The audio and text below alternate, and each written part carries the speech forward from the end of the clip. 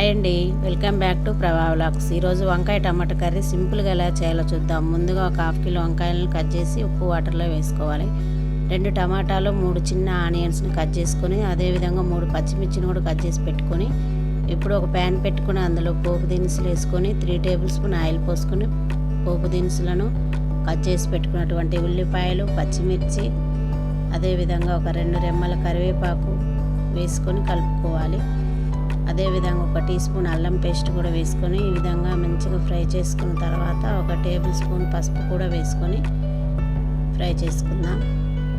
ఇప్పుడు మనం కట్ చేసి పెట్టుకున్నటువంటి వంకాయ ముక్కలను ఇందులో వేసుకొని కలుపుకొని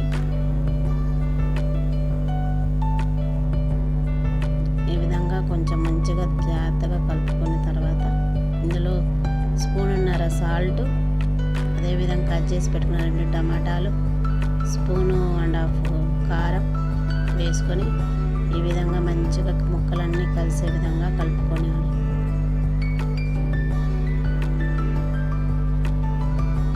ఈ విధంగా మంచిగా కలుపుకొని ఇప్పుడు మూత పెట్టుకొని మీడియం ఫ్లేమ్లో గ్యాస్ పెట్టుకున్న తర్వాత దీన్ని మంచిగా మగ్గించుకుందాం.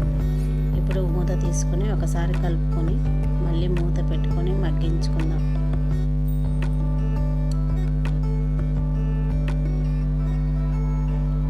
చూస్తే ఈ విధంగా మంచిగా మగ్గిపోయింది. దీన్ని మంచిగా ఒకసారి కలుపుకొని మళ్ళీ మూత పెట్టుకొని ఇంకొక 10 మినిట్స్ అనేది మగ్గించుకుందాం.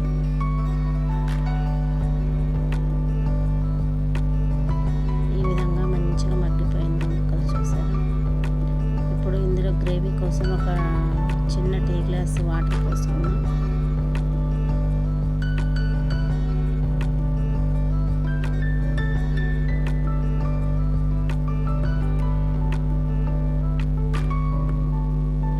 పెట్టుకొని ఒక 5-6 నిమిషాలు అనేది మగ్గించుకుందాం. అంతే, వంకాయ కూర చూసారా మంచిగా ఉడికి బాగా. ఇప్పుడు ఇందులో 2 టీ స్పూన్ల ధనియాల పొడి వేసుకుందాం. ఈ ధనియాల పొడి అనేది నేను ఇంట్లో చేసుకున్నాను.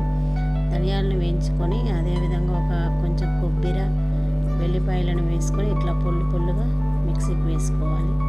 ఆ పొడిని వేసుకుంటే కర్రీ చాలా బాగుంటుంది. ఇప్పుడు ఇంకొంచెం కొత్తిమీర వేసుకొని కలుపుకున్నామంటే కర్రీ మంచిగా రెడీ అయిపోయింది.